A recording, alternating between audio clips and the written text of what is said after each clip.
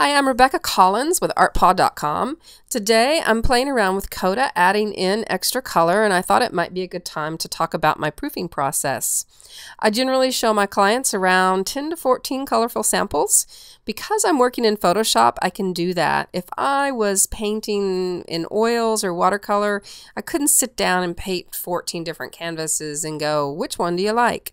The other thing is, like this is my second round on Coda. I give everybody one free round of design changes if they're needed. And so I can go in and because everything is saved in layers, I can go in and make those changes on the fly pretty quickly and reproof. Now, if I was doing this, like say I was an oil painter and I showed my client this oil painting I'd worked 10 hours on and she wanted a different background color. Well, some traditional painters will go back in and make changes. But here's the thing, say, I go back in and I change the background from blue to red and I work on some other things about it. I'll show it to you again. And here you've got an image of the proof I did, a week ago or a month ago in some cases with some traditional painters. But you're going to look at that and maybe you like the one, you're going to realize, oh, my instinct, the artist's instincts were right. And the background color I chose the first time is actually correct. Well, here you're dealing with an oil painter and the oils haven't even dried yet. And you're thinking you want to go back to what was, that's going to be more difficult, like really difficult, and cause your oil painter to pull their hair out. So, but with Photoshop and digital art, it's not a big deal. I save everything in layers. I can go back in, I can make changes. And if you don't love what I've done this time and you want one of the older proofs, I'm not gonna worry about it. I'm just gonna go find that layer, turn the other new layers off, and boom, we're ready to print for you.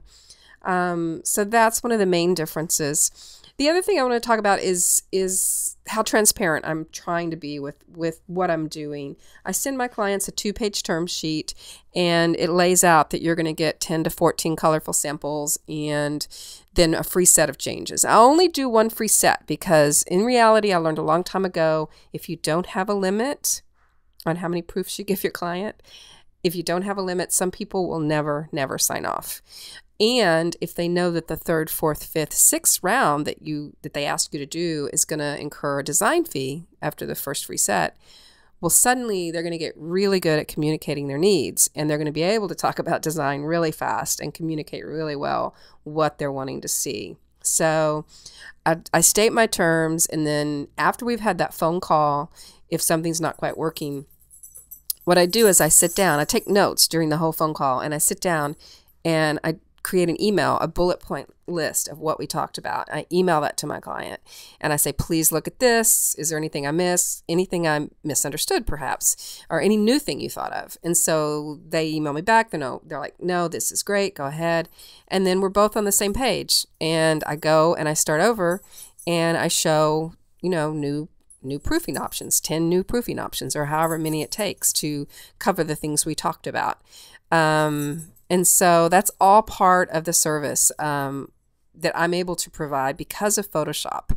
And that's kind of the difference between traditional art. You're still getting color, you're still getting visual texture, and I'm adding in brush strokes with the Wacom drawing tablet. It's just that the digital art is allowing me more flexibility.